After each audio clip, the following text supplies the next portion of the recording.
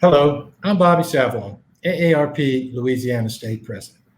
And as we know, Louisiana is in the middle of recovery from Hurricane Ida, and we're in the peak of hurricane season.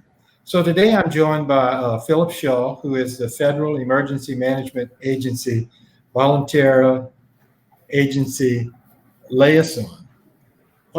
Bill, we know you've got to be very busy right now with FEMA involved in recovery operations in Louisiana, Region 6, and as well as the rest of the Gulf Coast. So I appreciate you and thank you for joining me this afternoon to have this conversation and help us get through the important information that our members and the public at large need to help them to get through their response. So if we could, to get started, maybe you could tell us a little about your role with FEMA, which is the Federal Emergency Management Agency, and what you know about recovery from Hurricane Ida, especially as it pertains to Louisiana. Well, thank you, sir, very much. And I want to thank AARP for the hospitality of inviting us in to speak with your members today. As mentioned, my job title is FEMA Voluntary Agency Liaison. My job is to work with the wide array of voluntary and nonprofit organizations who provide such critical services to people who are impacted by disasters. And what we really aim to do is try to integrate some of those lines of effort with those provided by the federal government, those provided by the state government, the private sector, so that hopefully we can get everybody working together towards some common recovery goals. Make sure that we don't duplicate efforts, make sure that we don't get our wires crossed with each other, but prioritize above all else, making sure that we can deliver the best service and the best recovery support possible to all the people who were affected by Hurricane Ida in Louisiana. It's a heavy lift, but it's one we're very happy to take on as we get to work with just some remarkable organizations and remarkable individuals who really have prioritized helping those people who are having the greatest difficulty recovering from such incredible events and try to set them onto their path towards a new normal. So Hurricane Ida has taken a disastrous toll on southeast Louisiana. We've got massive and widespread destruction. And we know this is going to be a long recovery, especially with the loss of our infrastructure that needs to be rebuilt. So what can you tell us that those of us that have been affected, what do we need to know and do with respect to the recovery? So there's some very interesting things that are going on now that we're a couple of weeks into the recovery effort and we've started collecting some information. I'm going to throw a bunch of numbers out, but a lot of those numbers, there's a story behind it. Certainly every person who's affected they have a story to tell and a critical story to tell. There's also some top line information, though, related to that, though, that really is, I believe, over time going to affect and shapes the response and recovery efforts, things that make each disaster unique. So, for example, right now, we do have 25 parishes in the state of Louisiana that are designated for immediate disaster assistance or individual assistance. Those are mostly going to be in the southwestern parts or southeastern parts of the state. There are other parishes that have disaster declarations for what we call public assistance. That's assistance for roads, bridges, infrastructure, hospital, and schools. Individual assistance, though, is the aid for individuals and households. Now, those 25 parishes are what we've designated right now. I can tell you that there are teams that are canvassing the state of Louisiana as we speak, that are conducting damage assessments, and as we go forward, there's a good likelihood that additional parishes are going to be amended and added to that disaster declaration, making more people eligible for assistance. So even if you're in a parish, if you've sustained damage to your homes, but your parish isn't eligible for assistance now, register anyway, because that designation may change And if it does, we want to make sure that we've queued you up as soon as possible to get registered for assistance. For right now, we have over 456,000 people who have registered for a FEMA assistance. That's a remarkable number of people who've registered this early in a disaster operation.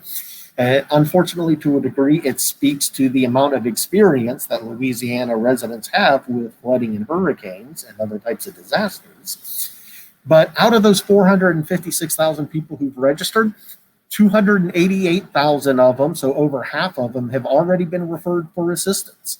And to that end, we've already been able to distribute over $176 million worth of FEMA individual assistance to disaster survivors. Now, again, this is really early in the process. We expect those numbers to go up. We know that's going to happen because of the magnitude of the damage. We've already assessed over 7,500 structures damaged, with almost 1,900 of them completely destroyed. We have 9 parishes that are still under mandatory evacuation orders, with 11 more parishes still under voluntary evacuations. We also know that there are boil water advisories for almost 850,000 people throughout the state, and 434,000 people are still without power. So as you imagine, there's still a lot that's going on. There's still a lot of people who can't return to their homes. All of this affects the disaster assistance to be provided, but what it also means is that there's still going to be opportunities for assistance to come as we move forward with the recovery. Okay, let's talk about the 176 million in assistance, and I think you said to individuals. Yes, sir, to individuals and households. And how does that roll out? How did that happen? I mean, is that cash in people's bank accounts? What's the story on that? That is essentially cash in people's bank accounts. These are people who've called up and registered for FEMA assistance, particularly in an event such as this one, where you have so many people who still can't return to their homes. The fact that we do have almost 500,000 people having already registered for assistance is actually quite remarkable. That means even if you can't return to your home, you can put in a call to FEMA, and there's several different ways that you can apply. You could go to FEMA's website, www.fema.gov. You can register online on FEMA's website. There's also a toll-free number you can look up at fema.gov, so you could call and register. We are in the process of opening up what we call disaster recovery centers. And again, as more parts of the state become accessible, more of those centers will open up where you can walk in and register. We will also provide some door-to-door service with people canvassing communities, trying to register people at their own homes.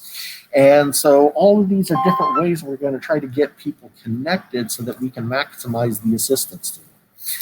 As we work people through that process, there are a lot of individuals, both FEMA personnel and voluntary organizations we work with, that can help you navigate that application process to increase the likelihood that you're going to be eligible for the assistance, or help you overcome some of the obstacles to receiving assistance that you might otherwise encounter. Okay, I understand the process of registering, and I understand the message that's going out is use a website, use a phone, but you got to know that there's power out, there's a cell phone and internet service that's spotty, and so we got a lot of members and other the public at large that has no access to those kinds of communication devices, and so how can they access if they have no ability to access? And every day since that Sunday night is another day that they're either without power, without cell service, not able to get back to their homes. There are still areas that are flooded, and we're hearing it may be more weeks before the utility infrastructure is back in place to allow people to go back home. And it's just another day of frustration for people who can't do what they need to do to even get on the list. Sure. So to that end, for anybody who's not able to return to their home, you can still register. It can be a challenge, and we have a lot of people and organizations we work with to help overcome that challenge. So, for example, for somebody who is evacuated and they're currently residing at a disaster shelter, we will send people to those shelters to help facilitate that registration process. They'll have the equipment, they'll have the tools, the technology needed to provide that assistance to people. For those people who have evacuated out of state, if you're staying with relatives, friends, or family members, you don't have to be in the state of Louisiana to register for assistance if your home in Louisiana was impacted. And I think it really is a testament to the resilience of the Louisiana people that this early in the disaster, we've had such a large number of registrations so far. There also is time and will be time to register. Generally, it's about a 90-day open period for people to register. Oftentimes, especially for our major disasters, it is possible those deadlines might get extended, so keep your eyes open for that. But do try to register as soon as you possibly can. We certainly don't want to lose anybody if it's possible to avoid that. One of the important things that I think is most critical are your community networks, the relationships with organizations like AARP, your local churches, your local service organizations. They also are powerful voices for those who otherwise might slip through the cracks, to notify us at FEMA and say, listen, you're missing these people. We need to send some teams out to help them. We need to provide some sort of access to make sure that even for those who can't return to their homes, those who don't have power, those who don't have access to technology, can still get the benefits that they're entitled to after they're impacted by a disaster. Yeah, and you know, the frustration that you sense from me is because I've been there and I've done that and I'm experienced it. And when you're out of power and you're running a generator and you need access to fuel, both for your generator and your automobile, and you sit in line for 2 or 3 hours only to get to your next in line, and the fuel station runs out of fuel. I mean, seems to me the state and the feds could have prepositioned some generators at those fuel stations and even provided bulk fuel services at strategic locations in certain areas. But I think that's a conversation for another day. So one of the things, if I understand, you know, get on the list. Do you need to get on the list, even if you have, you know, flood insurance as an example? And or do not have flood insurance? What's the what assistance might be available in either case, with or without homeowners or flood insurance? That can be sometimes a tricky one, and it varies from one person to another depending on the conditions of their insurance, what their insurance does or doesn't cover, what a survivor's needs are. They vary from one person to the next. And that's the tricky one. You know, as I mentioned earlier, behind all of the numbers, there's always a story. For each individual who's impacted, their story is going to be a little different. Their needs are going to be different. So we can't, from the federal perspective, just sit there and cast one net and expect to capture everybody with all their disaster needs. So for those, even if you have home insurance and even if you have flood insurance, go ahead and apply. The worst case scenario is to find out that your insurance covers all of your disaster cause needs. You don't need any assistance from FEMA, so you don't receive FEMA help, but your insurance company can help make you whole again. That's a wonderful outcome. For those others, though, there are many either who are uninsured, and in some cases, they're going to be eligible for FEMA assistance, so it's worth exploring that option. There's also going to be individuals who are insured, but the insurance isn't going to address all of the needs or all of the impacts that they've suffered from the disaster. So FEMA may be able to help offset some of that unmet need, again, to help that survivor get to their new normal. And in the absolute worst case scenarios, even if you're not eligible for FEMA assistance, through that application process, there's a mechanism where we work with other organizations that try to catch those people who slip through the cracks. And the trick is it gets a lot harder for those organizations, many of them nonprofit organizations, local churches, civic groups, and folks like that. It could be very hard for them to identify the people who have those needs if they don't have a good understanding of who's asked for assistance in the first place. So the FEMA registration process, even if at FEMA we're not able to provide the direct assistance to you, is still a good way for us to be able to relay that information to other organizations who might be able to help. So let's say a scenario might be that you flooded, you have no flood insurance, you apply, FEMA approves, and is it unrealistic to expect that FEMA is going to rebuild to the condition that you were in before the flood? I will say, and to be candid about it, FEMA's legal authority to provide disaster assistance, it has limits. There are funding caps that we cannot exceed when providing assistance to folks. There are also some requirements to let the public know our mandate from Congress really focuses on saving and sustaining life and property. It's very easy for us to put people in a shelter or provide food or provide water or even do some basic repairs to a home to make it basically habitable again. Our authority to make a person whole again is very limited. And that's why we rely so heavily on partners such as the Small Business Administration that can provide pretty sizable home repair and personal property loans that can better resource recovery than what FEMA's authority provides, and also our work with voluntary and nonprofit organizations who have a lot of the flexibility that we lack to identify those disaster-caused unmet needs and potentially provide assistance for people who need that type of help. So anytime we engage in a disaster operation, it is very much a whole community, all hands on deck effort. FEMA does not and cannot affect recovery by itself.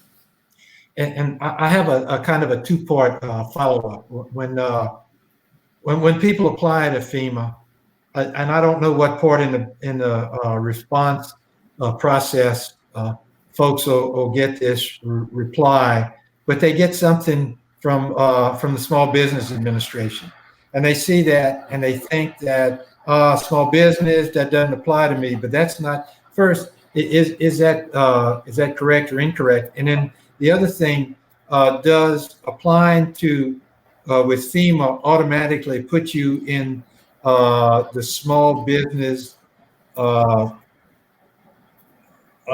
assistance queue? In other words, when you apply to FEMA, is that also an application to SBA at the same time?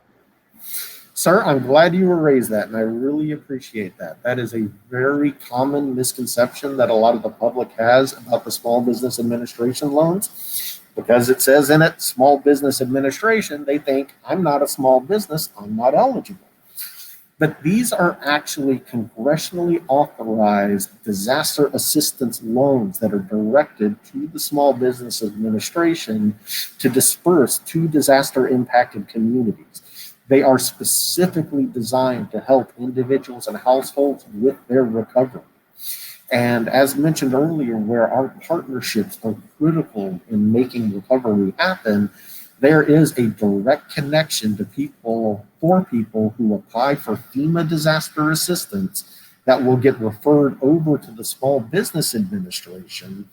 In fact, there are some types of assistance that actually are dependent upon you applying for that SBA loans. And many of the nonprofit organizations we work with are going to want to make sure before they provide assistance to you that you've availed yourself of these SBA loans, or at least put in an application, if not accept it, because many of these organizations, they're stretched for funds.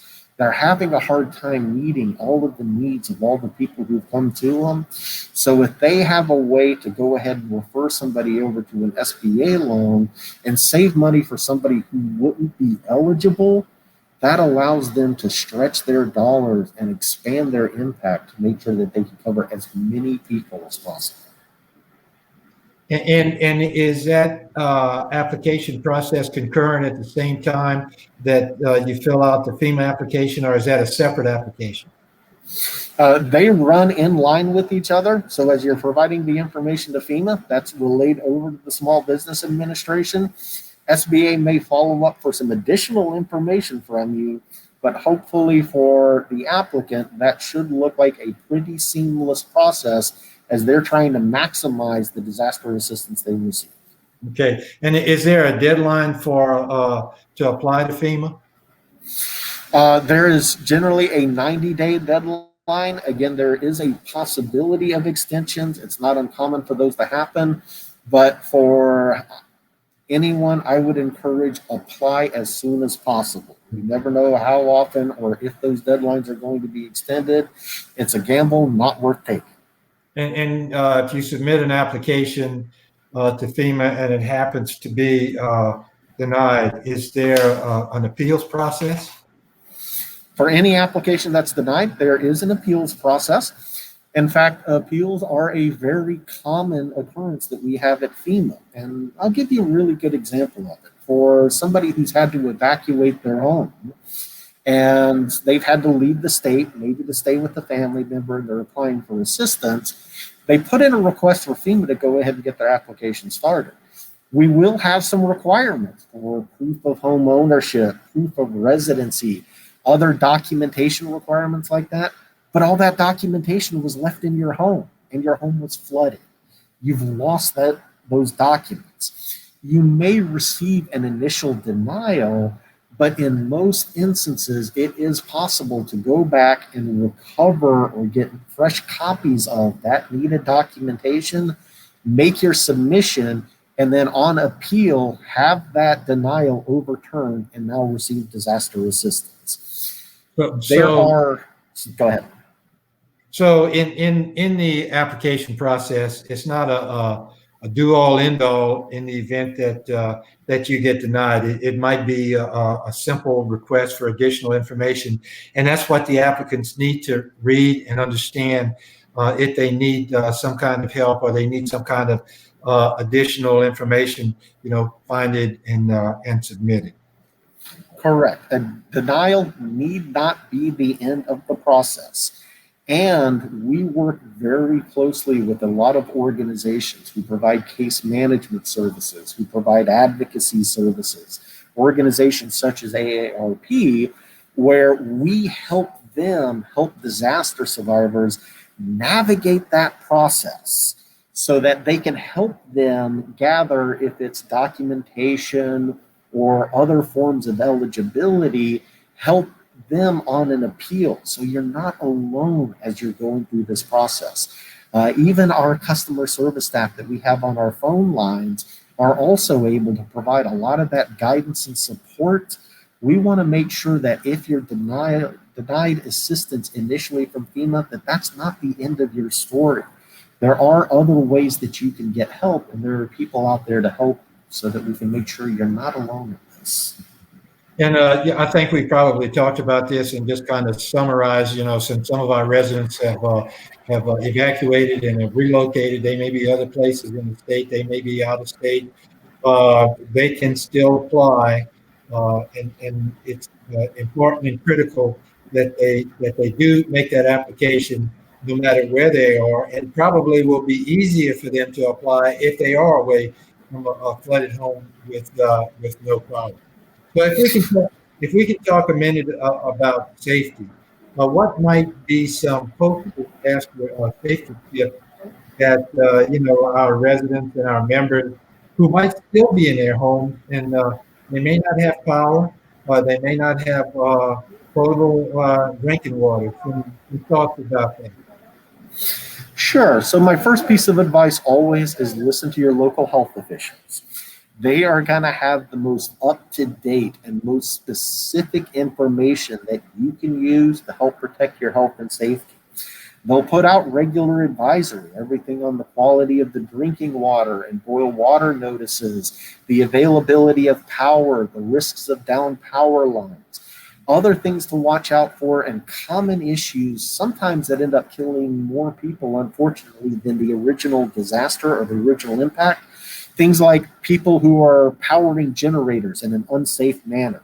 Generators should always be operated outdoors, and you want to ensure you have proper ventilation so you don't have a carbon monoxide buildup that could inadvertently harm or kill somebody.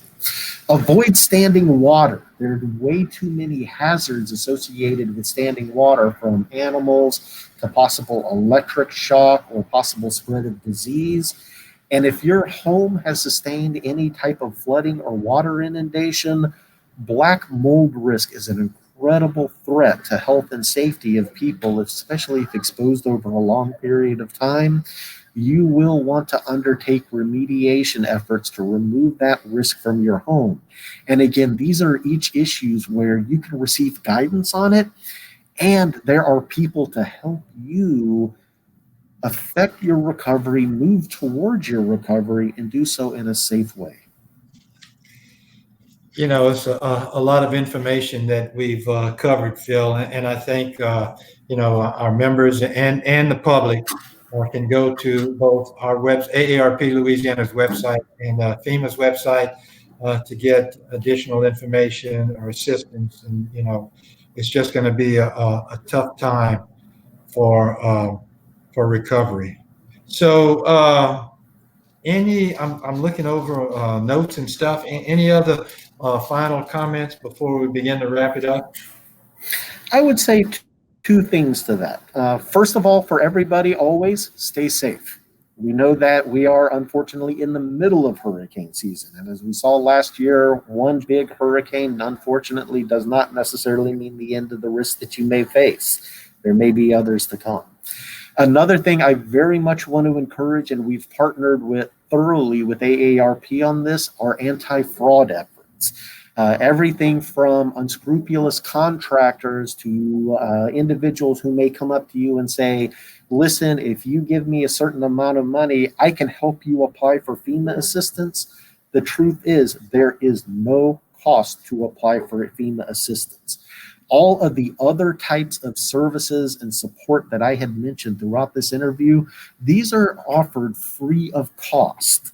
So watch out for people who may be trying to take advantage of the vulnerability or some of the concerns and fears that people have to take advantage of folks. Watch out for fraud. There's a lot of information that FEMA provides, that AARP and other organizations provide, that can help you navigate this and affect your recovery. And I'll say, as we work with both throughout FEMA and as we work with our partners, your recovery is our top priority, helping you get to your new normal. It is unfortunate when we go through disasters like this, and we see it after every disaster. People come into town, they walk the neighborhoods, they go door to door, they purport to be people that they aren't, to try to take advantage of people who are in desperate need of services and ice and water, and trying to get their power restored, and it's just unbelievable and unfortunate. So, Phil, on behalf of AARP Louisiana, I want to thank you for your time and for joining me today. And thank you for this great information that you've given to us. I know these tips and comments are going to be helpful to our viewers.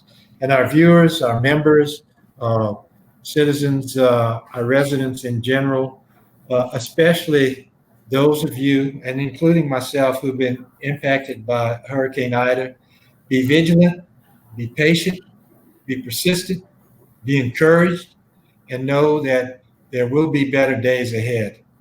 Also, remember that we're still in the height of hurricane season, just like Phil said. So we all need to remain prepared. And again, for more information from AARP, you can go to our website at aarp.org/LA. And again, we're also in the time of COVID, so we need to stay healthy, stay safe, and we want to stay strong, Louisiana. On behalf of AARP Louisiana and the Federal Emergency Management Agency, Thank you for joining us, and goodbye until next time.